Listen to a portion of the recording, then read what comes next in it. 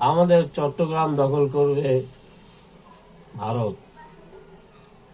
মানে শুনলেই না কেমন জানি মনে হয় যে মানে কি কম পাগল ছাগলের কথা কি বলবো। ওরা নিজেরাও জানে না ওরা কি বলে। আরে তোদের কলকাতার দিকে একটু তাকিয়ে দেখ না বর্তমান অবস্থাটা কি।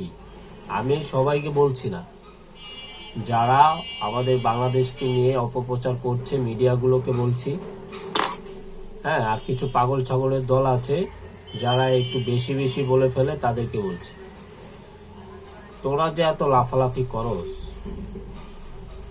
আচ্ছা মানে কাজ নেই কোনো নাকি? তোদের কি কোনো কাজ নেই? আমার তো তাই মনে হয়। বাংলাদেশ আগের জায়গায় নেই ভাই, যে তোমরা চট্টগ্রাম দখল করবে, পুরো বাংলাদেশ দখল করবে, আর আমরা বসে বসে আঙ্গুল চুষবো। ওইটা হবে না ভাই, ওইটা আগের মতো আর নাই। বাংলাদেশ না আগের মতো নাই। কিছুটা দিন ওয়েট করো, বুঝতে পারবা সামনে কি হয়। এখনই তো তোমাদের কলকাতার অবস্থা খুব খারাপ, বাজে অবস্থা। হাসপাতাল হাসপাতাল করো, চিকিৎসা করো, চিকিৎসা এখন লোকই নেই, মাছি মারছে বসে লোক। হোটেলগুলোতে খোঁজ নাও, লোকই নেই,